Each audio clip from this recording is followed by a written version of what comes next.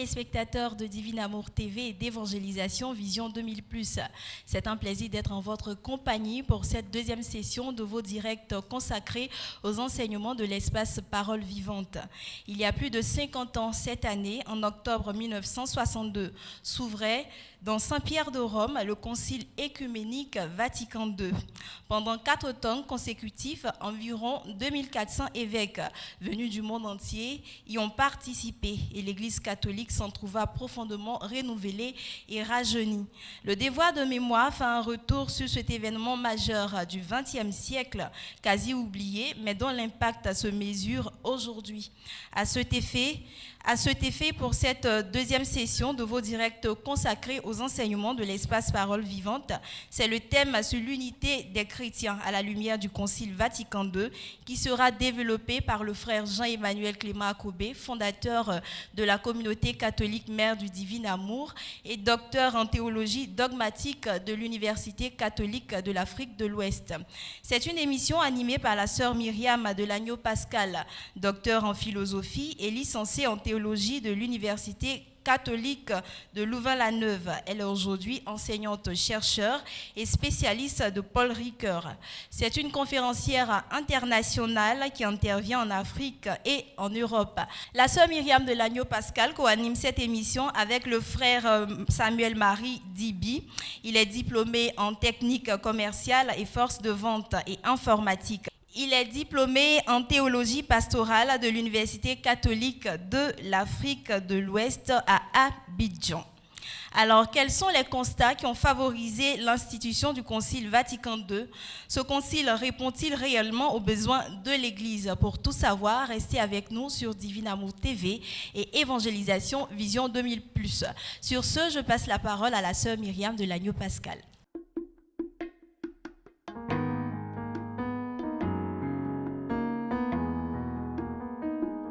Grand merci Mélissa. Voilà, nous reprenons du service pour cette saison 2 de notre émission, de votre émission Espace Parole Vivante. Et cette grande thématique que nous allons aborder sur plusieurs émissions, qui est le Concile Vatican II. Je voudrais, avec mon collègue, déjà remercier le docteur Jean-Emmanuel Clément Akobé pour les émissions précédentes. Nous avons des retours très satisfaisants des téléspectateurs de Divin Amour TV qui sont très édifiés par ces enseignements. C'est vraiment un espace dont toute l'Église avait besoin pour la formation des fidèles chrétiens. D'entrée de jeu, je voudrais vous demander, docteur Jean-Emmanuel Clément Akobé, je vous entends souvent parler du Concile Vatican II. Dans toutes vos prédications, vous revenez sur le Concile Vatican II. Est-ce que vous pouvez déjà nous dire pourquoi on parle de Concile Vatican II? Existe-t-il un Concile Vatican I? Quel était l'état de ce Concile Vatican I? Était-il inachevé pour qu'on puisse parler de Concile Vatican II? Je vous remercie dans le nom de notre Seigneur Jésus-Christ et je salue tous ceux qui nous suivent de partout, de Guadeloupe, de Martinique, des États-Unis, du Canada, de la France, de l'Europe, de l'Afrique et de l'Asie et de l'Amérique, pour ne pas oublier quelqu'un, et ceux qui nous suivent aussi de l'Australie. Que le Seigneur qui nous fait plonger dans cette deuxième saison de notre émission Parole Vivante, que le Seigneur vous bénisse. Alors, quand on parle du Concile Vatican II, ce qui implique qu'il y a eu un Concile Vatican I. Alors, on peut se demander, mais pourquoi s'il y a un Concile Vatican I, pourquoi un autre? Alors, ce qu'il faut comprendre, c'est que les conciles sont des assemblées qui rassemblent tous les évêques du monde entier, autour du pape. Donc, souvent, vous entendez parler des synodes. Donc, il peut y avoir aussi un synode diocésain, il peut y avoir un synode provincial, il peut même avoir aussi un concile national. Voilà. Maintenant, quand nous parlons du Concile écuménique Vatican II, nous sommes dans un concile d'abord autour du pape, de tous les évêques catholiques et de toutes les églises sœurs qui sont en union, en communion avec l'Église catholique. Par exemple, l'Église de l'Égypte, par exemple, les Coptes, et l'Église aussi de le Liban, par exemple, avec les Maronites, et aussi certaines églises orthodoxes. Et c'est ce qui fait que c'est un concile vraiment œcuménique. Et donc, il faut reconnaître que le concile œcuménique, ce n'est pas que Vatican II. Il y a eu aussi Vatican I, même avant Vatican I. Alors, pourquoi est-ce qu'il y a eu Vatican II? D'abord, le concile Vatican I, qui s'est, si ma mémoire est bonne, je crois, et je ne suis pas historien, je suis théologien, et ça s'est passé en 1869, en décembre, et a pris fin en 1870, en juillet. Donc, ça a duré 6 mois. Alors, on peut se demander, mais, quand on compare avec le Concile Vatican II, qui est parti de 62 jusqu'à 65, alors on se pose la question. Alors, le Concile Vatican I, c'était un concile parce qu'un concile assez fort aussi qu'on oublie. C'est vrai, même si on parle d'un concile qui n'a pas tout traité. D'ailleurs, on ne peut pas traiter tous les sujets de l'Église à un concile. C'est ce que l'Esprit Saint et l'Église décident qu'on traite. C'est d'abord le monde qui était en train de se moderniser. Nous sommes au XIXe siècle. Sachez que entre le XVIIe et le XVIIIe siècle, il y a eu vraiment un siècle révolutionnaire. Et aussi, on a eu aussi ce qu'on appelle la Révolution française, aussi, il faut citer. Et donc, l'Église, le mot laïque ou la laïcité a commencé à prendre une proportion irréelle, je le dirais. Et ensuite, le relativisme, c'est-à-dire le relativisme religieux. Et même, et pire, à l'intérieur même de l'Église, concernant la primauté juridictionnelle du pape, on se disait, bon, par exemple, si nous, on convoque un concile ou un synode, qui sont des assemblées, voilà, les synodes, ce sont souvent des assemblées pour régler un problème type, alors que le concile, on touche l'Église dans sa généralité. Ça, c'est très important aussi à le souligner. Alors, on se disait, mais est-ce que vraiment le pape a une primauté universelle? Et pourtant, les autres conciles avaient déjà dit ça. Et donc, il fallait réaffirmer. À chaque concile, l'Église n'invente rien que de réaffirmer ou de se préciser. Alors, ils vont préciser ça, et le relativisme aussi, voilà, dire non seulement le pape est le souverain pontife, donc c'est vrai qu'il assure, et comme les autres évêques, les 3 fonctions, la sanctification, le gouvernement et aussi l'enseignement. Donc l'enseignement d'abord, il faut voir l'enseignement, la sanctification et le gouvernement. Voilà. Mais les évêques, certains évêques essayaient dans les diocèses de remettre un peu en cause cette position du pape. Donc c'était un concile pour repréciser les choses.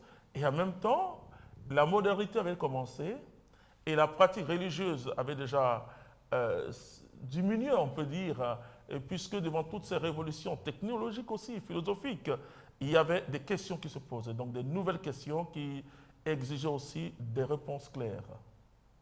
Alors le Concile Vatican II vient aussi à une époque assez spéciale de l'Église. On sort d'une grande guerre, et la guerre a été comme l'Apocalypse, c'est-à-dire que les chrétiens ont eu peur, et la réflexion aussi philosophique, même théologique, avançait, donc l'Église devait se rassembler, et surtout pour l'ouverture, une grande ouverture à l'Esprit Saint, parce que le pentecôtisme aussi est né au XXe siècle, donc il y a eu beaucoup de choses, et les chrétiens commençaient à se poser des questions, vous comprenez? Et c'est toutes ces choses, toutes ces circonstances qui entraînent souvent des rassemblements ou des assemblées autour du pape, qu'on appelle les conciles. Alors, docteur, les pères conciliaires ont assigné 3 objectifs au Concile Vatican II, à savoir, premièrement, le renouvellement de l'Église, deuxièmement, le rétablissement de l'unité de tous les chrétiens, oui. Et troisièmement, l'engagement du dialogue avec les hommes d'aujourd'hui. Oui. Alors, docteur, quelle lecture pouvez-vous faire de ces éléments suscités? Oui, d'abord, il faut mettre en premier lieu, le dialogue avec le monde. Et c'est pourquoi on parle de Gaudium et Spes. Voilà. De sorte que, c'est-à-dire, c'est l'Église un peu dans le monde, ou la pastorat de l'Église, en regardant les hommes, est-ce qu'il fallait les traiter comme des impurs, puisqu'il y a eu de nouvelles habitudes. Vous voyez, il y a eu aussi refroidissement de la chrétienté. Et le relativisme encore, qui a été décrit, dénoncé plutôt au XIXe siècle, était très amplifié au XXe siècle. Alors, c'est comment évangéliser en somme les hommes d'aujourd'hui. Est-ce que l'Église va... parce que souvent, ce qu'on demande aux gens qui n'ont pas notre foi, venez, suivez-nous. Et d'ailleurs, je dis merci à Dieu pour le pape François qui nous dit, allez dans les périphéries. Dans les périphéries pour rencontrer ceux qui ne viennent pas. Il dit, le prêtre ne doit pas être à la porte de son église en disant, entrez. Mais il doit être le bon berger qui va chercher. Voilà. C'est très important. Et c'est déjà à ce concile intéressant, le Concile Vatican II, que ce principe a été déjà donné. Est-ce que l'Église va regarder le monde? Est-ce que l'Église doit demander au monde, venez, ou bien l'Église doit adapter sa pastorat, vous voyez, aux changements, aux mutations rapides? Et ça, c'est une question éternelle dans l'Église. Et c'est pourquoi on dit souvent ce que l'Esprit dit à l'Église. Et donc, ce que l'Esprit dit à l'Église, il dit à l'Église de 1959, puisque c'est là que le pape Jean XXIII a eu l'idée de ce concile. Ça a d'abord étonné les gens. Le concile Vatican II, on s'est posé la question, pourquoi un autre concile? Et parce que le concile de Trente, on avait déjà défini la doctrine catholique et qui a été repris un peu par le concile Vatican I en affirmant c'est un principe de cette doctrine. Donc, le Concile Vatican, donc c'est pour d'abord l'Église, le regard de l'Église sur le monde. C'est pour ça que c'est joie et espérance. Il faut regarder le monde, et là je le dis toujours quand je prêche, il ne faut pas regarder le monde en disant « nous sommes justes, le monde est pécheur ». Non, ce n'est pas comme ça. Il faut regarder le monde avec joie et espérance. Tu ne peux pas évangéliser les gens si tu n'as pas l'espérance d'un changement meilleur. Ensuite, effectivement, c'était un concile qui voulait travailler sur l'unité. Parce que l'unité, ce n'est pas simplement un rassemblement des chrétiens, mais c'est une compréhension mutuelle des chrétiens. Et ça, c'est très important. L'unité, c'est très important pour se comprendre de toutes les manières, même quand vous lisez déjà la Bible, et quand tu vois l'église de Colosses, l'église de Galate, vous voyez que, enfin de Galatie, pardon, il y a toujours une petite différence. Et ça va toujours exister, mais c'est la même église. Donc il y a ce qu'on appelle les principes œcuméniques catholiques. C'est-à-dire que reconnaître d'abord qu'il y a une seule église, c'est très important. Très, très important de parler d'une seule église, d'un seul Seigneur, etc. Et aussi la primauté de Pierre. Ce n'est pas quand on parle de la primauté de Pierre, on ne veut même pas exclure. On rappelle certains fondements. Quand Jésus dit « Tu es Pierre, sur cette pierre, je bâtirai mon église ». Et donc, voilà à peu près, et l'église qui doit se rajeunir dans l'esprit. Et ça a été un concile charismatique. L'église est charismatique, mais c'est un concile de la Pentecôte, puisque Jean XXIII demandait aux chrétiens, avant même le concile Vatican II, de demander à l'Esprit Saint de renouveler la face de la terre. Et la face de la terre, c'est notre cœur que l'Esprit Saint doit renouveler. Et je peux vous dire que ça a été vraiment un concile qui a mis en avant le renouveau catholique, charismatique, aujourd'hui dans l'Église. Puisque 2 ans après, il y a eu le renouveau charismatique catholique. Alors, docteur, suite à cet éclairage sur ces objectifs assignés, oui. Quelles sont donc les retombées pratiques pastorales de ce Concile Vatican II? Oui, d'abord, peut-être qu'on n'est pas tellement là-dessus. Avant, la messe se faisait en latin. C'est-à-dire qu'il fallait être d'abord intellectuel pour comprendre le latin. Ensuite, il y a une réforme liturgique. Et le prêtre faisait sa chose. Et les autres assistaient. Il faisait sa chose et les gens assistaient. Il faisait dos au peuple. Et bon, Et maintenant, désormais, nous tous, nous participons à l'unique sacrifice du Christ. Ça, c'est extraordinaire. Maintenant, on peut taper des tam-tams en Afrique, par exemple. Et on peut utiliser, chaque peuple peut utiliser ses instruments voilà, de musique possibles. Donc ça, c'est une révolution. C'est vraiment un renouveau, on parle de renouveau liturgique. Ça, c'est un point, le point le plus sensible, c'est-à-dire celui qui était du Concile Vatican I, qui entre au Concile Vatican II, il voit ce changement. Et même sur les ornements liturgiques, sur même les habits des religieux, et ça ne correspondait plus au monde du XXe. Tout à fait. À l'époque, on voyait le pape qui portait une tiare, tiare. cette espèce de grosse couronne lourde avec des pierres précieuses. Et je crois que le pape Jean XXIII a renoncé donc au port de ces habits lourds qui présentaient le pape comme un potentat de ce monde. De ce monde, effectivement.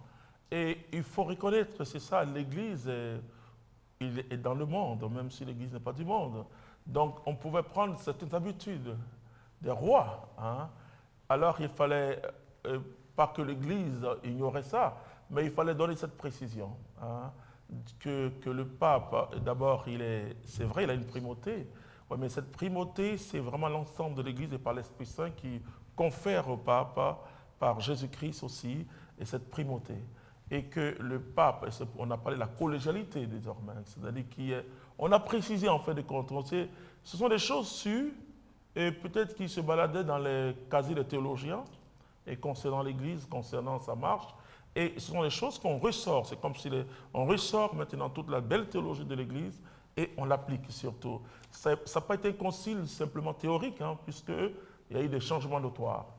Et un autre signe du concile, c'est l'ecclésiologie de communion. Et qui est une ecclésiologie, c'est-à-dire comment on réfléchit l'Église. D'abord l'Église en tant que peuple de Dieu. Voilà, ce n'est pas cette formule ou cette conception pyramidale qui faisait qu'au sommet, et c'est pourquoi aussi on a en somme dépouillé l'ornement du pape. Pour que le pape, qui est chrétien comme vous et moi, mais que l'Esprit Saint a choisi d'une manière spéciale, et que désormais on comprend l'Église comme le peuple de Dieu, où nous sommes tous à équidistance. C'est comme si tu mets des éléments sur un cercle.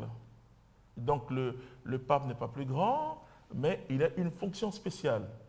Et l'évêque n'est pas plus grand que le prêtre, mais il a une fonction spéciale. Et même si on parle de décret du sacrement de l'ordre, mais le décret vu comme service. Et ça, c'est une conception forte. Il y a aussi la place de laïc. Et ça, c'est très important. Et parce que ce qu'on appelle le sacerdoce commun. Le sacerdoce commun, ça veut dire que nous partageons tous ce sacerdoce. Et ça, parfois, quand les gens parlent, ils pensent qu'il y a un sacerdoce ministériel à part de ce sacerdoce commun. Non, c'est dans ce sacerdoce commun que certains sont appelés à une fonction spéciale ministérielle. Donc on parle de sacerdoce ministériel. Et donc vous comprenez que cette conception rajeunit l'Église elle-même d'abord. Rajeunit l'Église et la rend plus apostolique. Voilà, puisque on parlera ensuite de diversité de charismes possibles qui n'étaient pas uniquement pour le temps apostolique, mais le temps apostolique, c'est le temps de l'Église d'aujourd'hui encore, puisqu'il y a toujours les évêques, etc., il y a toujours les charges ministérielles. Donc, c'est un concile qui, finalement, a apporté quelque chose de très fort. C'est pour cela que le pape Jean XXIII, qui est le saint pape de l'Esprit Saint, est parti, bon, d'abord une formation historienne, mais il a été nonce, donc il a beaucoup voyagé, il a vu beaucoup de choses comme souffrance du monde, il a vu beaucoup de choses. Non, lui n'était pas nonce. Le nonce, c'est plutôt le pape Paul VI, je confonds, voilà. Mais lui, il est historien. Et ils lui ont posé la question, mais sa sainteté, l'Église a déjà eu une tradition. Il dit non, je n'attaque pas la tradition apostolique, mais je parle des traditions. Parce que, vous voyez, par exemple, Monseigneur, c'est le fait, Lefebvre, par exemple, a dit que l'Église est devenue protestante. Donc lui, il a fait un schisme, c'est-à-dire il s'est retiré de l'Église pour dire que ce n'est pas possible. Comment on peut... Et il a dit quelque chose qui est très important. Il dit, comment on peut faire des laïcs clairs en parlant du diaconat permanent qui a fait surface et des religieux des laïcs. Vous comprenez? Parce que il accueillait très mal le fait qu'on a tous la même dignité. Vous comprenez? Donc c'est vraiment un concile renouveau. Je parlerai même de renouveau. Le vrai renouveau, hein, c'est vraiment le Concile Vatican II. À la lumière un tout grand merci, à la lumière de ce que vous venez de dire, le Concile Vatican II, renouveau de l'Église, renouveau liturgique, renouveau même dans son ecclésiologie, c'est-à-dire dans ses relations avec les membres de l'Église.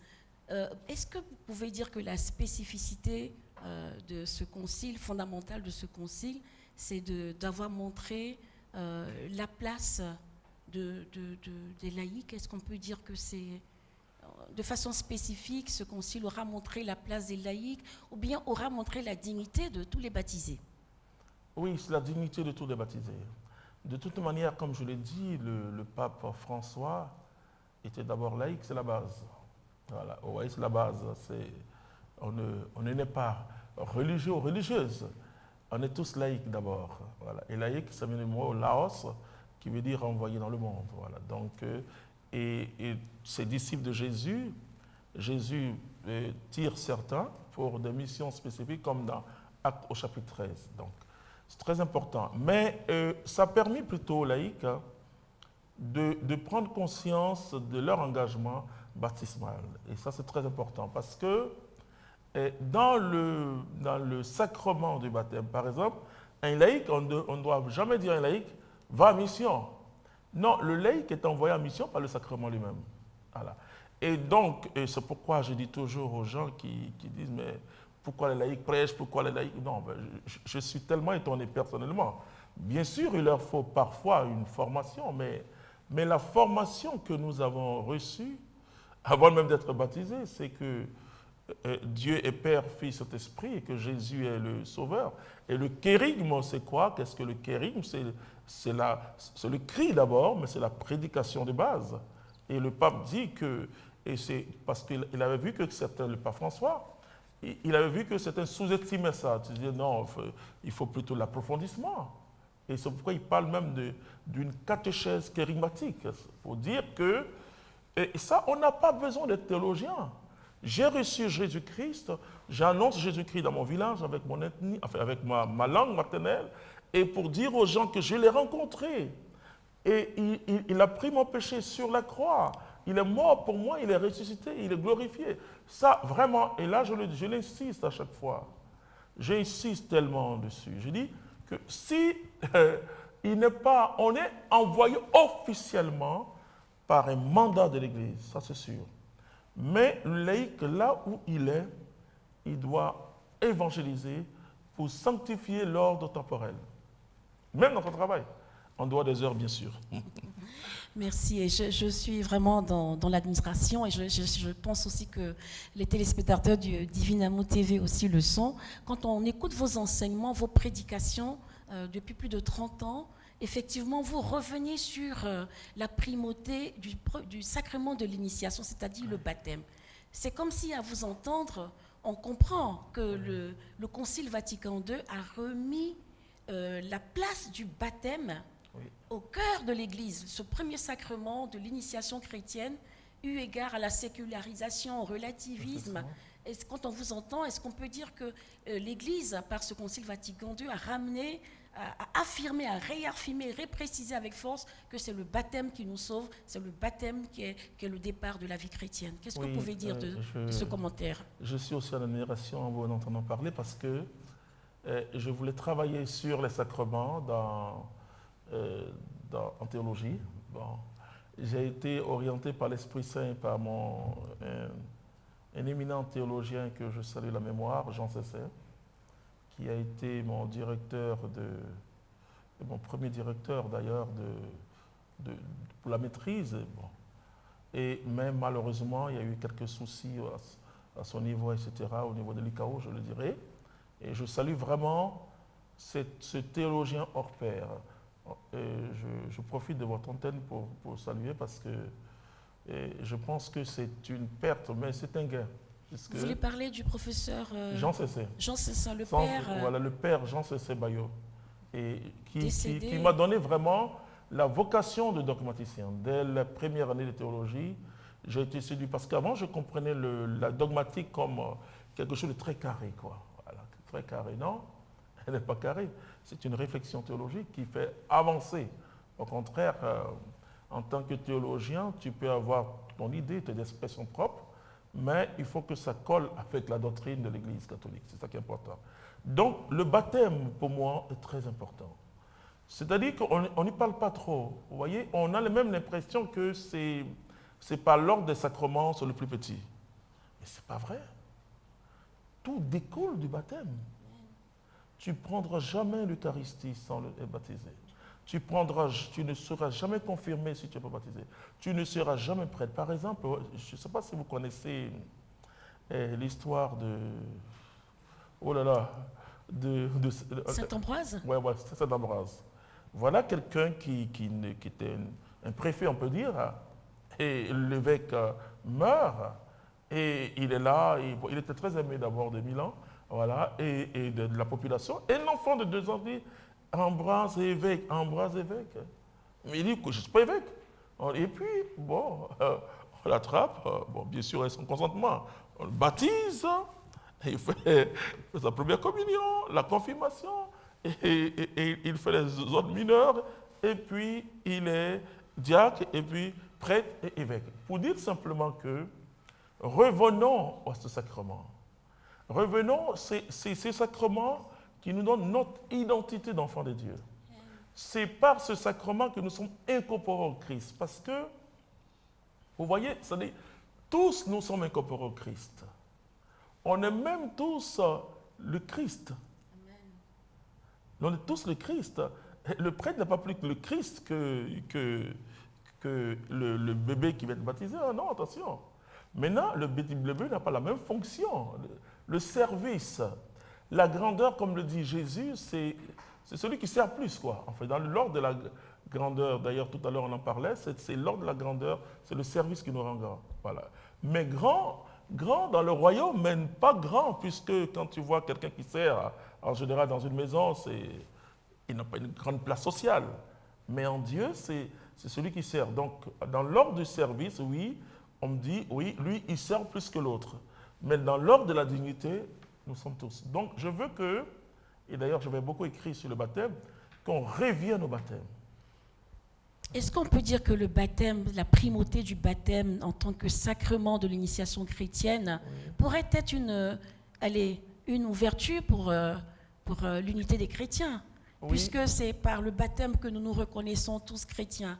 Je veux préciser ma question, Dr Jean-Emmanuel Clément Akobé. Après plus de 50 ans du Concile Vatican II, après donc...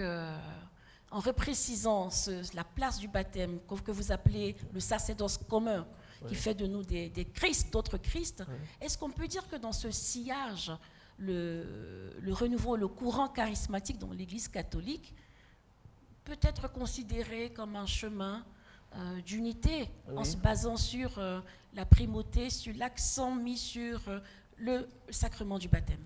Oui, je dis merci parce que d'abord, le baptême, je vous invite au Concile de Trente, il y a toute une théologie sur le baptême qui est très avancée.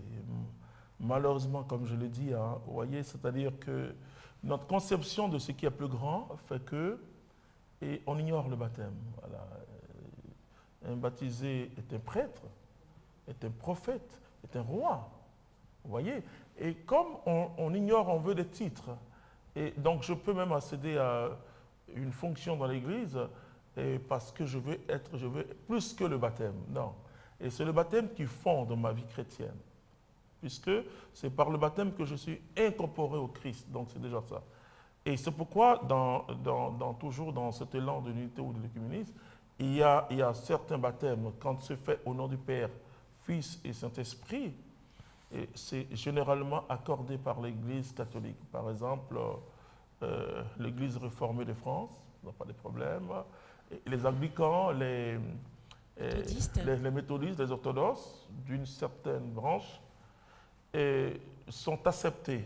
Bien sûr, et il y a aussi les baptistes, il y a aussi, de plus en plus, ça s'élargit, puisque l'Église découvre qu'il existe d'autres courants. Bon, donc ça s'élargit. Et c'est très important. Alors, comme chemin d'unité, oui, par le baptême que nous recevons, dans toutes les confessions chrétiennes, il y a déjà une approche commune. Voilà.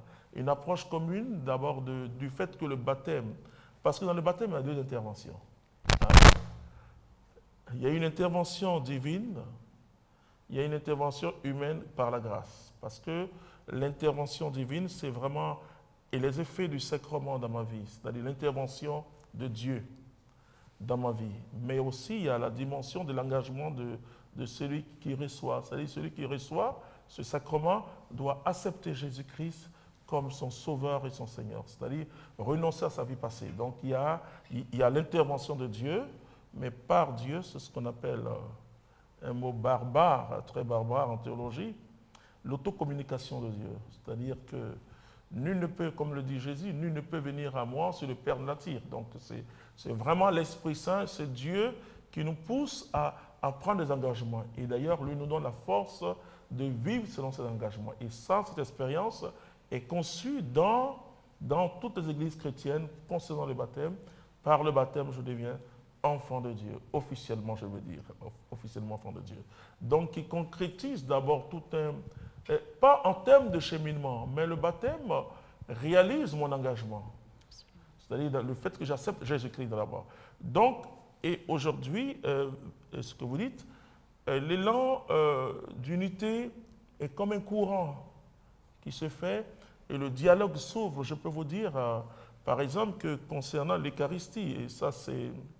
J'ai travaillé un peu sur l'Eucharistie en travaux de recherche. Mais sur aujourd'hui cette dimension de l'Eucharistie qui commence à être bien comprise par nos frères protestants. Dans beaucoup d'églises aujourd'hui, commencent à comprendre cette présence réelle, pas une présence symbolique, mais une présence réelle. Il y a des accents. Je dis souvent aux églises d'Afrique, il faut qu'on ait des documents de Rome sur l'avancée de l'œcuménisme, parce que c'est très avancé aujourd'hui. Et je vais vous surprendre, même sur la place de Marie, si vous demandez dans la commission pontificale pour l'œcuménisme, vous allez voir qu'il y a une approche des saints aujourd'hui, une bonne compréhension. C'est vrai que tout n'est pas encore parfait. Tout n'est pas encore parfait. Et ce qui est très intéressant dans notre compréhension de l'œcuménisme dans l'Église catholique, c'est que nous savons que tout n'est pas aussi parfait à notre niveau, et qu'il y a des précisions à donner à nos frères, voilà, pour qu'ils nous comprennent. Donc c'est pour ça que je dis que l'œcuménisme, c'est vraiment des compréhensions mutuelles. Voilà. Absolument.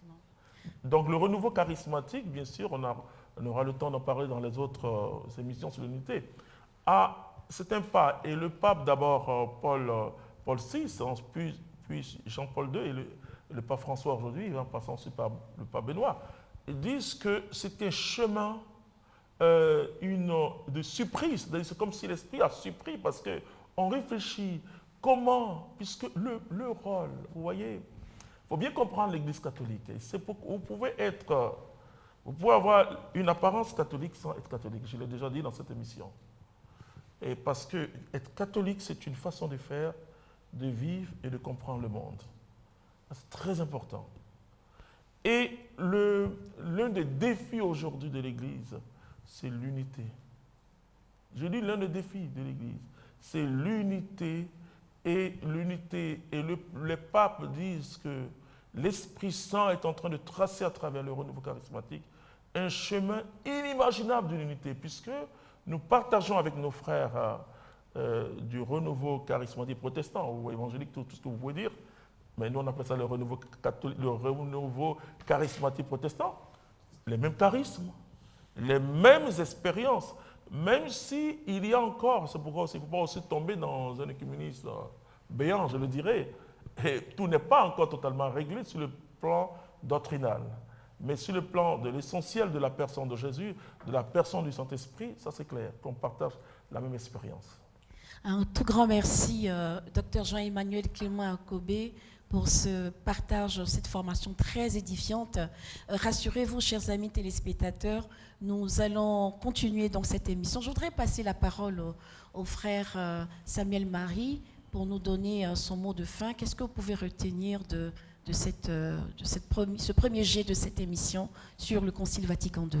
Je voudrais dire grand merci également au docteur Jean-Emmanuel Clément Akobé pour ce grand éclairage sur les grands principes du Concile Vatican II, qui, dans ce mot de fin, je pourrais retenir que dans cette réforme, aujourd'hui, je suis natif du sud de la Côte d'Ivoire de Dabou. Aujourd'hui, on note également dans cette réforme que dans la messe, par exemple, on ne chante plus en latin, on peut même chanter dans la langue locale, comme pour dire que Dieu est pour tous, et cela est une réforme importante de ce concile et qui s'ouvre véritablement à tout le monde. Et pour moi, c'est un élément majeur. Merci, frère Samuel Marie. On peut donc entendre à l'Oppo la parole de Dieu à travers donc la langue Adjoukrou, puisque on dit merci donc à Dieu pour le Concile Vatican II d'avoir libéré voilà, toutes nos nations qui peuvent entendre aujourd'hui parler de Jésus-Christ de Nazareth dans nos propres langues. Et comme à la Pentecôte, tous les entendaient proclamer le nom de Jésus. Docteur Jean-Emmanuel Clément Akobé, que pouvez-vous dire pour terminer cette émission? D'abord, je remercie Divin Amour TV pour cette émission importante, un éclairage assez important, théologique et catéchétique, pour nous permettre de comprendre que le monde va croire en plus que Jésus est le Seigneur que par l'unité. Et je vais vous faire quelque chose, je vais vous dire un témoignage qui, pour finir, qui m'a déchiré le cœur. La première fois que je suis arrivé à Jérusalem, et on passait, puis j'ai vu un attroupement, il y avait des cars aussi. Mais je demande, ceux-là vont où? Oh non! Il y a 2 lieux de résurrection. Et celui-là, ça c'est pour les protestants. Et pour nous, c'est l'autre côté. Ça déchirait mon cœur. Vous voyez? Comment, dans ce qui fonde notre foi, qui est la résurrection de Jésus, là encore, on est divisé. Nous, c'est les saints sépulcres, on va, et eux, ils vont aussi dans un autre lieu. Ça veut dire que le Concile Vatican II dit que c'était scandale. Le scandale de la division. Et donc, le Concile, je finis par cette... Et le Concile va dire quelque chose de très important, parce qu'il faut bien comprendre. Dans cette seule et unique Église de Dieu, sont apparues dès l'origine certaines scissions, que l'apôtre réprouve avec vigueur comme condamnables. Au cours des siècles suivants, naquirent des dissensions plus graves, et des communautés considérables furent séparées de la pleine communion de l'Église catholique, parfois par la faute des personnes de l'une ou de l'autre partie. L'Église est très humble. Hein? L'Église est très humble. Hein? Elle ne dit pas que ce sont les autres qui ont déconné. Elle connaît son histoire. Ceux qui naissent aujourd'hui dans de telles communautés et qui vivent de la foi au Christ ne peuvent être accusés de péché, de division. Et l'Église catholique les entoure de respect fraternel et de charité. En effet, ceux qui croient au Christ et qui ont reçu validement le baptême, on en parlait tout à l'heure, qui ont reçu validement le baptême, se trouvent dans une certaine communion, bien qu'imparfaite, avec l'Église catholique. Alors, ce que je peux dire, c'est, et ce que je viens de citer, c'est le décret sur le communisme, donc numéro 3, voilà. Donc, ce que je peux dire à tous ceux qui nous suivent, nous devons tous travailler pour l'unité. Quand vous écoutez Jésus, il y a 2 exigences. La première exigence, c'est l'amour. Voilà. Aimez-vous les uns les autres comme je vous aime. La deuxième exigence, c'est l'unité. Deuxième, c'est l'unité. Parce que si vraiment on aime, on veut l'unité. Donc, il dit, afin que soyez un comme le Père et moi, nous sommes un. C'est très important. Et donc, il y a encore des petites choses à régler, mais le vrai catholique, c'est celui qui s'ouvre à l'unité, mais dans une discipline. Que Dieu nous bénisse. Amen. Merci beaucoup, Dr Jean-Emmanuel Clément Akobé. Nous sommes donc au terme de cette première partie de notre émission, saison 2, sur le Concile Vatican II. Avant de passer la parole à Mélissa, je retiens simplement, amis téléspectateurs de Divin Amour TV, l'importance de notre baptême. Je voudrais nous engager, à vous tous qui nous écoutez sur les 5 continents, à véritablement vous réapproprier votre baptême, qui est la source de notre unité, de notre incorporation au Christ, et puis qui fait aussi le sacrement de l'unité des chrétiens, puisque c'est parce qu'on est baptisé qu'on se reconnaît chrétien. Nous vous quittons aujourd'hui. Merci de nous avoir suivis sur les réseaux sociaux. À vous, Mélissa. Merci, Sœur Myriam. Merci au Père fondateur et au berger Lambert Dibi. Alors, en conclusion, nous pouvons retenir que le Concile Vatican II est une assemblée des évêques autour du pape. Il a permis la réaffirmation de l'Église et a occasionné une ouverture à l'Esprit Saint en regardant le monde avec joie et espérance. L'un des buts premiers du Concile Vatican II est de travailler sur l'unité, cette compréhension mutuelle des hommes. Merci de nous avoir suivis. N'oubliez pas de rester toujours connectés sur nos différentes plateformes, réseaux sociaux et Facebook et sur Divin Amour TV. Que Dieu vous bénisse. Amen.